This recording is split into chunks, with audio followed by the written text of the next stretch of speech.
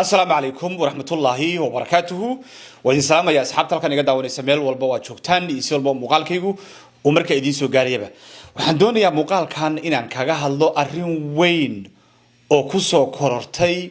سومالي دقن دل كان أمريكانك وحنو بدو أكسون هاي أنتي وحلك يمادي مدحونها دل كأمريكانك دونالد شام إن سومالي دو أي هاي برتلماميد وين الله بيكسانيو in dadkii Soomaalida ahaa ee qaxootiga ku ahaa dalkan Mareykanka laga dhaxbixiyay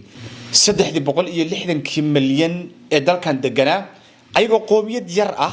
isla markaasna dalkan intooda badan ba immigrants ku ah waxaanu arkaynaa in Soomaalida laga dhigay tuka cambaarle mudooyinkii hadda la soo dhaafay oo dhan qofkii loo arkay inuu Soomaali yahay oo uu dhaqdhaqaaqayo oo uu hami siyaasadeed leeyahay kii ganacsada ah kii loo arko inuu xoogaa business isku aadistay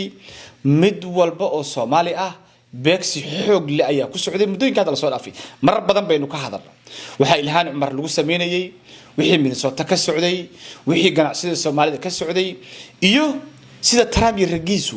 ay Soomaalida u weerarayeen hadda marka waxa soo kordhay arrin kale oo weyn dhinacna ka ah guul weyn oo Soomaalidu ay markaasi gaartay kuna socoto wadadii guusha dhinac kan la ka arin riski ah oo loo baahan yahay inay Soomaalidu ay si weyn ay markaasi ay isugu duubnaato una istaagto waxa soo kordhay way su'aashu waxa jira wiil dhalinyaro ah oo Soomaali ah oo magaciisa Liibaan Maxamed la yiraahdo daadiisu ay tahay 27 sano jir ku dhashay gudaha dalkan Mareykanka oo halkaanba ku dhashay wiilkaas dhalinyarada ah ayaa wuxuu noqday wiil saameyn weyn ku dhaxyeeshay siyaasadda dalka Mareykanka kadibna qalqal weyn ku riday 24 saac la soo dhaafay kooxaha cunsuriga ah uu hogaamiyo madaxweynaha Donald J. Trump. Abandon. It is our time to leave. It is our time to leave.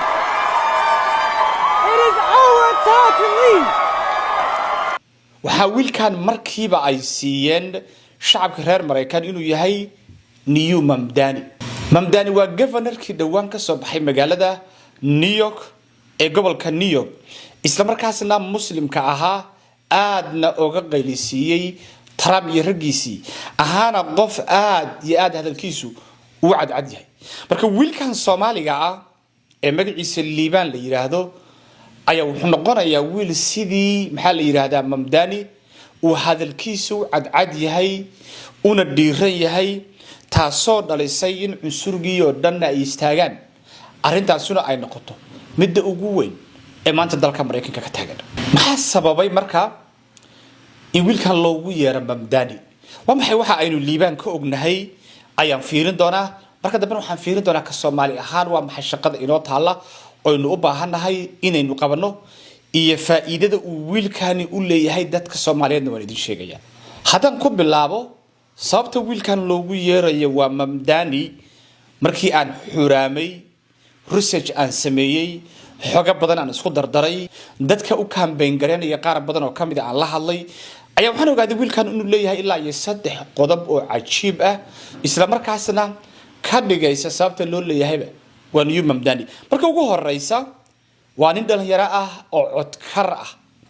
waa nin hadalka uu leeyahay aaminsan si adagna markaasi u leh waa nin aan hadalka kala gabanaynin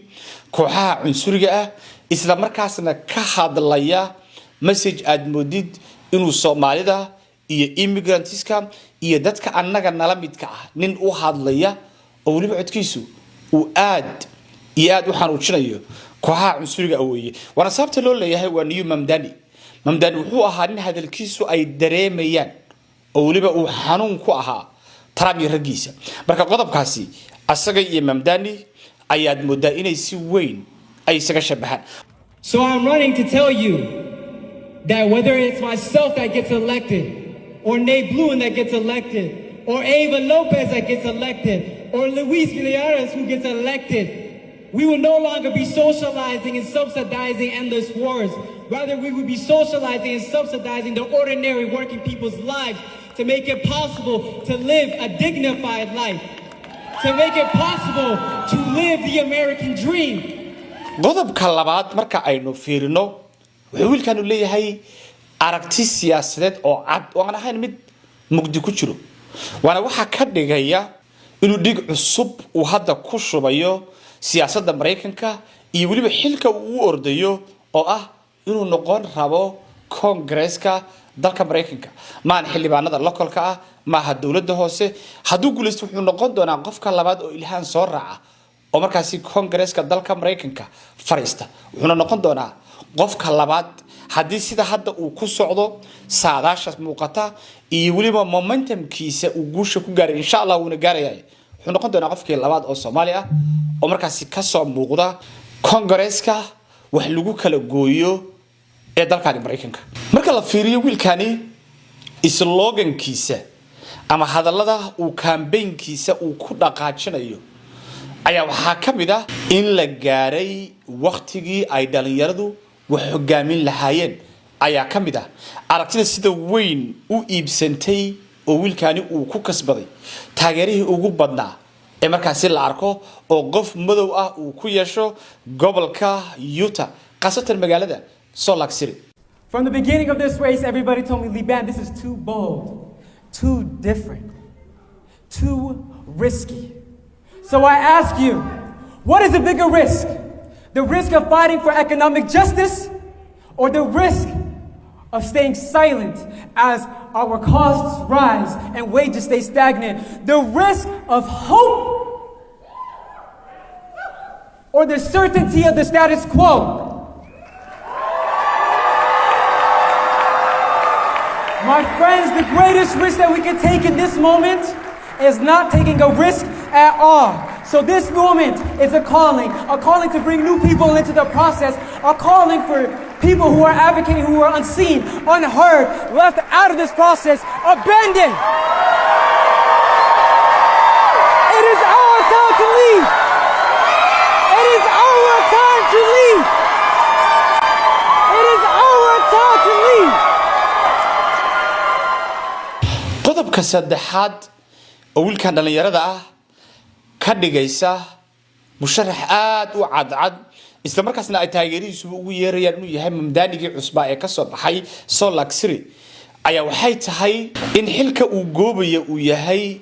xil ay taariikhiyan iyo waligoodba iska lahaayeen kooxaha cunsuriga oo uu ku dhiiraday asagoo ka socda xisbiga Democratka inuu kursigaasi uu markaasi uu gadiyo oo uu ka dhigo qofkii ugu horeeyay oo Democrat ah oo madow ah oo asalkiisu uu immigrant ah oo xilkaasi ku guuleystay macnaheedu waa xaafad iyo magaalo iyo gobol ay u xiran tahay kooxaha cunsuriga ah ee ragga Trump ah calooshoodii ayuu ka soo dhaxbaxa waana mid kooxaha cunsuriga ana ka caraysiisay kana dhigtay wiilkan mid taageero weyn hela isla markaasna aad iyo aad looga hadalhayo marka la fiiriyo warbaahimaha gudaha ee dalka Mareykanka marka saddexdaas qodob oo waxyaalaha wiilkan ka dhigaya ama sababta loogu yeerayo inuu mamdaani uu yahay waa geesinimada kursiga uu ku dhiirraday oo kooxaha cunsuriga iska lahaayeen waa aragtidiisa siyaasiga ah oo ku salaysan in la gaaray xilligii ay dhalinyaradu wax hogaamin lahayd iyo waliba qodobka ugu horeeya oo ah inuu yahay hadalkiisu kulkulul yahay oo aan baqaynin oo aan libiqsanaynin oo hadalka qaybta kulul u dhiibaya kooxihii kursigan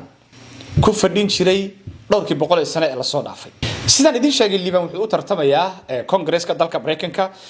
hadii uu guuleystana wuxuu noqon doonaa qofkii labaad oo Soomaali ah oo Congress-ka dalka Mareykanka ka mid noqda wuxuuna soo labayn doonaa Ilhaan Umar waxaan runtii aad ugu farxay inaan arkay Ilhaan Umar oo indoos garaysay oo garab istaagtay iyo waliba Omar Fatah oo asaguna garab istaagay kana mid ah dadka hadda uu oleynaya Liban Maxamed inuu noqdo qofkii labaad oo Soomaali ah oo markaas ku soo baxa Congress-ka dalka Mareykanka iga soo qora maalmaha hadda fooda nagu soo haya Trump wuxuu bilaabi doonaa aflagaada ka dhana wiilkan dhalinyarada ah ee Liban Maxamed la yiraahdo sidii uu caayay Omar Fatah iyo Ilhaan Umar arrintii ayaa bilaaban doonta waana halka aan doonayo inaan Soomaalida kala hadon ku iraado waxaan ugu soo socda mar kale in wiilka dhalinyarada ee Soomaaliga ah siyaasadda Mareykanka dhiig cusub ku shubay ahna nin Soomaali ah in dartiis weerar kale loogu soo qaado dadka Soomaalida ah oo markaas loo beegsado Soomaalida ama loo aflagaadeeyo alban wax kale lagu sameyn karin warbaahimahana nalaga caayo sidii la sameyn jiray haddaba maxay waxa ay Soomaalida reer Mareykan iyo kuwa kale ee degan gobolka Utah maxaynu u baahanahay inaynu sameeyno marka hore haddaan la hadlo Soomaalida Mareykanka degan qaasatan kuwa gobolka Minnesota degan oo ah kuwa ugu tirada badan labo kuwa Ohio degan oo ah kuwa labaad ee ugu tirada badan ee Mareykanka degan kuwa Washington degan iyo kuwa kale ee Maine degan afartaas community ayaa Soomaalida dalkan ugu tirada badan inteenaba waa inaynu u istaagno oo wiilkan aynu si weyn aynu u taageerno haddaanan maanta wiilkan taageerinina qof dambe oo Soomaali oo annaga naga mid ah oo han siyaasi dalkan ka yeelan doona magaca Soomaaliyeed kor u qaadi doona lama helayo waxaan noqonaa dad laga adkaaday horta waa inaan istaagno taas oo koow ma codeyn karno anigu Ohio deganahay adigu waxa laga yaabaa Minnesota degan tahay waxa laga yaabaa Seattle degan tahay inaad Maine degan tahay inaad Nashville degan tahay iyo Tennessee inaad meelaha kale iyo California aad degan tahay iyo San Diego iyo meelaha kale Soomaalidu ay ku kala firarsan yihiin laakiin waxaan loo kaga baahan yahay wax kale oo aynu qaban karno oo aynu ku support gareyn karno waa inaan Liibaan u sameeynaa horta fundraising xoog leh oo uu hela lacag uu ku qabsan karayo campaign weyn ma jiro qof annaga inaga mid ah oo Mareykanka caaw jooga oo campaign weyn qabsan karaya ilaa ay dadkiisa u taageero ka helo marka website-kiisa ayaan qaybta hoose idinku soo linki gareynayaa $10, $20, $100, $500, $1,000 wixii alla wixii aad bixin karto Liibaan aynu garab istaagno qofka ugu horeeya hawsha galaya aniga waa inaynu halka ka muuqanaa oo Liibaan aan tusnaa inaan garab taaganahay waa kuweena aan codeyn karinin ee gobolada kala degan reer maxaa la yiraahdaa Utah ayaga laba shuruud baa looga baahan yahay adinkuna waa inaad wiilka Soomaaliga wax alla wixii aad bixin kartaan dhaqaalaha aad ku taageertaan marka labaadna waa inaad ka shaqeysaan qaabkii loo taageeri lahaa doorashada primary ee hadda soo socota ee June dhacaysa ee ah meesha lagu kala baxayaba ee la isku arkayo waa inaad idinku aad soo baxdaan ma hayad soo baxdaan hatta oo kaliya waa inaad saaxiibadiin u yeertaan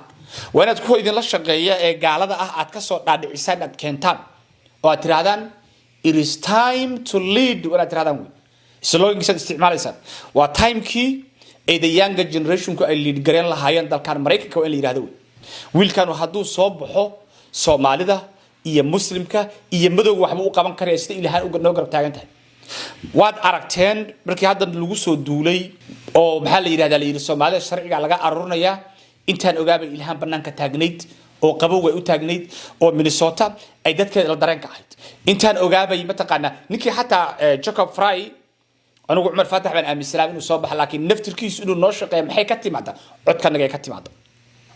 waa in marka qofka Soomaaliga ee berina anfacaya inta Congress-ka taga markuu Trump nacaayo ama dabcan Soomaaliya wax laga sheego dhigi kara uu edeb daraya waa inaan dadka taageernaa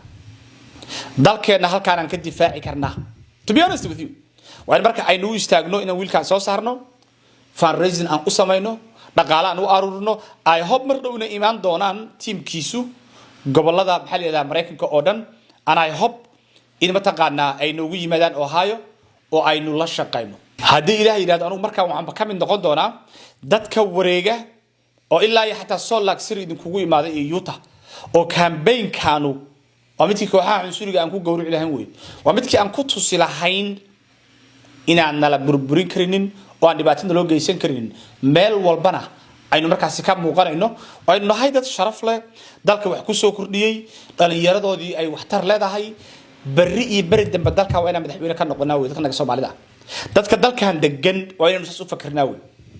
wadaaro waa inaan meesha madaxweyne ka noqonaa haddii marka hadda aynu ku dhiirano in dhalinyaradeena halka ku dhalatay ay noqdaan maxaa la yiraahdaa xildhibaano iyo madaxweyneyaal marka ugu dambeysay waxaan noqon doonaa dadka wax ka lead gareeya dalkan ay noqon doonaa dalkan lama kala laha laakiin dadka degan way kala abaabul fiican yihiin kuwa annaga naga yar oo naga quality yar ayaa saameyn weyn ku leh siyaasadda dalkan dalalkooda iyo meelo kalena markaas danahooda ka fushada wad ogtihiin mar rabaan magacyada sheeg waa taqaana marka intaasaan idin sheegaya support gareeya Liibaan linkiga hoosaan idinkugu soo dhigaya website-kiisa wax alla waxaad ku bixin kartaan ku bixiya kuwa gudaha joogana إن شاء الله تعالى أنت كامبينك الليبان سوين أيين أجهل دونا سيدي أين أجهل دي جرني كامبينك ولكن عمر فاتح السلام عليكم ورحمة الله تعالى وبركاته